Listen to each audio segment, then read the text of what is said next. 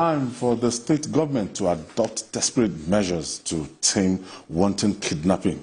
In response to recent attacks on schools, Governor Ubasani said 359 schools in vulnerable communities will be relocated and merged with those in safe locations. Governor Sani noted that the launched School Protection Squad under the federal government's Safe School initiative is geared towards securing students and teachers from attacks by bandits and terrorists. You know, we said it that the Chibok thing, then, as at that time, if they had heeded to the security report and everything, and stopped the examination or relocate them to Maiduguri as at that time, they would have averted that kidnapping. Now, this is being proactive on the part of Governor Ubasani. It shows that he's a listening governor. On this program, we must have spoken about the need to do what he just promised us that they are going to do. We must have spoken about at least 3 times. Because after the attack on Chibok and the abduction of about 270 girls, there has not been any other school attack in that state. They picked up valuable lessons from that, and they began to build mega schools. Maiduguri. Yes, in Maiduguri. Look at the garrison town of Monguno, for example. Outside of the local government quarters, which is Monguno, there is no community where people are actually residing. There is no community safe enough for people to live in the whole of that Monguno local government. In fact, the governor's hometown, Zulum, is in Monguno local government. Nobody has lived in that place since 2014. That's the governor's hometown. 10 years but ago. The governor has an adopted hometown now, Mafa. Mafa is his adopted hometown. There were people who were arguing with me that, oh, the governor is from Mafa. I said, no. Even the governor will not argue with me that he's from Mafa. He's from Zulum. Zulum is in Monguno local government.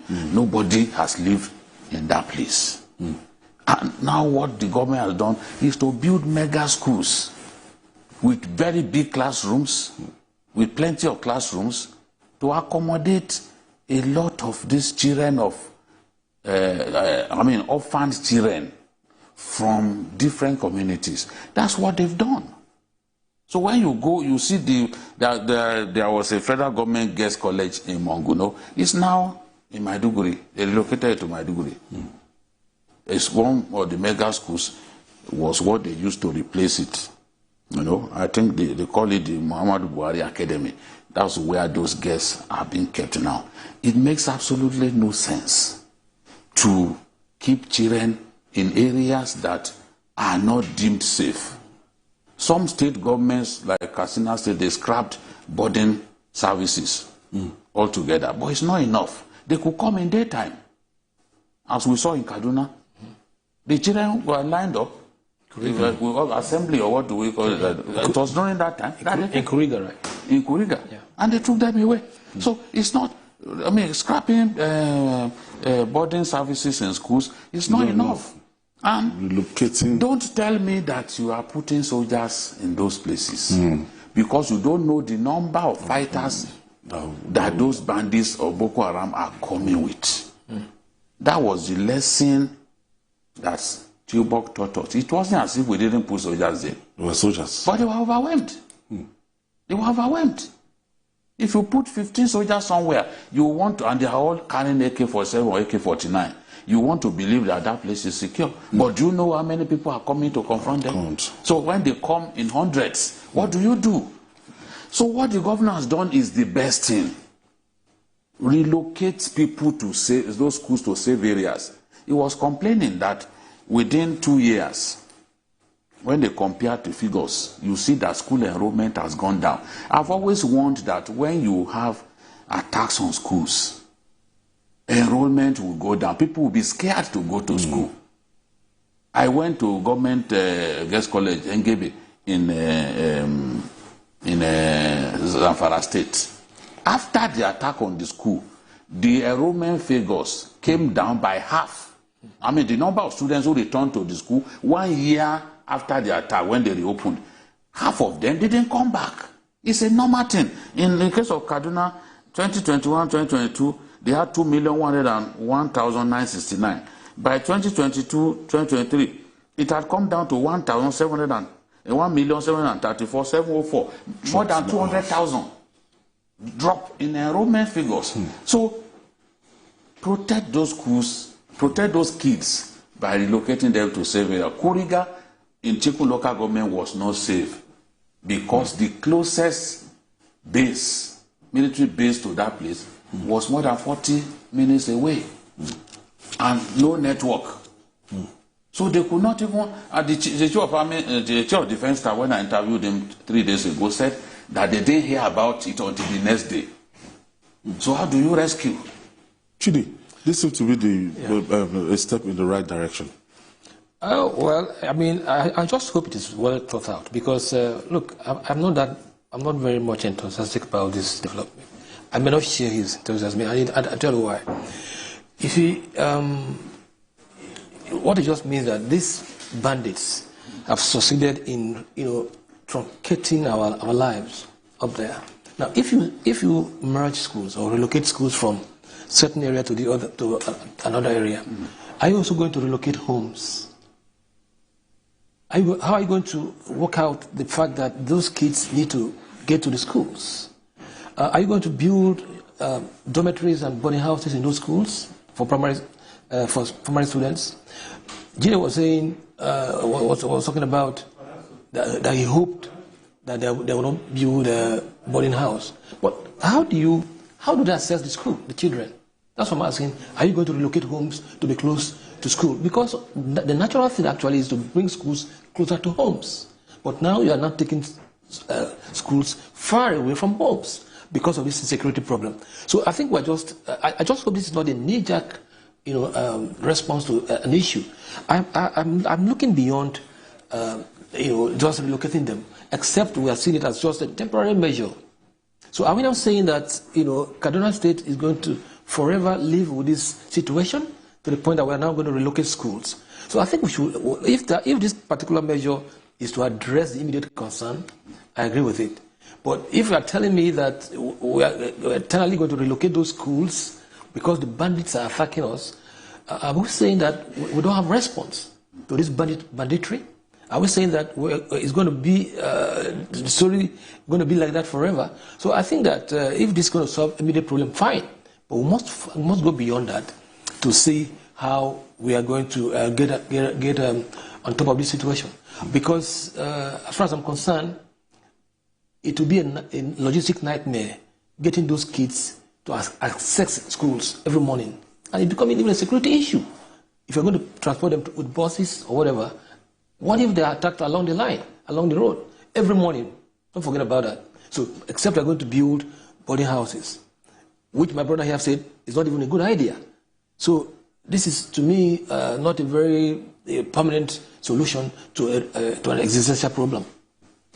For me, when you look at the sheer number of that growing industry, the number of people that have taken to banditry, you know that it's so overwhelming. Like in Zamfara, somebody was talking about over 30,000 bandits in Zamfara.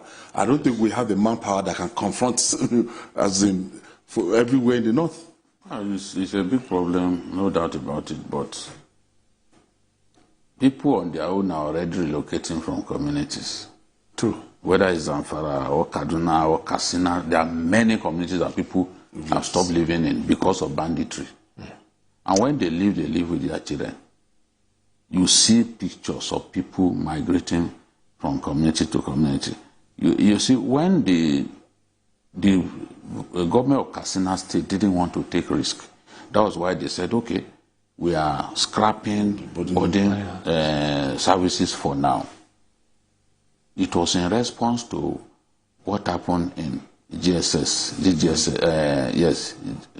government secondary school, government science secondary school, Kankara, where they took hundreds of boys and ran away. Now, it was in the night that they launched the operation. And once they launch an operation at night, it provides it creates a kind of logistical nightmare. How do you respond and respond quickly? Yes. It's tough. So they are looking for ways to solve this problem. Because many people felt that Kuriga was even too close to bringing worry for them to have left that school there for that long. It's like locating a school in the bush, no network, there's no means of reaching any of the staff or the students, and the military base closest to them was no less than 40 minutes drive.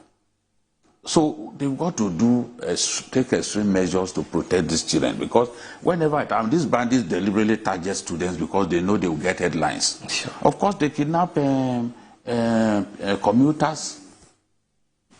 It doesn't make news anymore. But once they pick children, they know government will get involved. They know government will pay ransom, even though they usually don't admit it. Those guys are not the kind of people that will just take begging from you and release. No, they won't do that now. So now, what do we do? No child should be allowed to go to a school where he does not feel safe. In semi-urban communities, people can feel safe to an extent. So those hamlets and villages, if you have schools in those places, one, they are even difficult to access. The roads are not good. No lights, nothing. So if they can move them to those semi-urban communities with thick population, of course, they will feel safe there. I think that's the way the governor is thinking. And I think also that given the success of such relocation of pupils and students, even the success in Borno State, in even Yobe, they are thinking that this is the way to go. I also believe that it should not be a permanent thing. We have to defeat banditry. We have to do our best to defeat banditry. It should not be a permanent thing. And you can see where in Borno State they feel that the people are becoming, communities are becoming safer to live in. They are relocating people from IDPs to those communities. So I don't think it's even a permanent thing that they are going to do. For the meantime, they just have to take such measures to save us from the embarrassment of seeing children being taken away by bandits.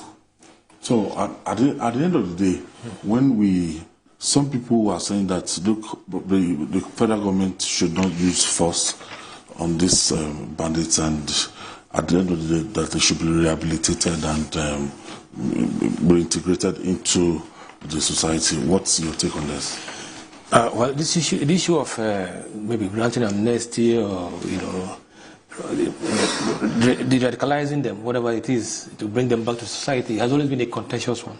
I mean, I did my last article, my last week article was on this matter, and I said, look, it's just how you balance restorative, justice and retributive justice.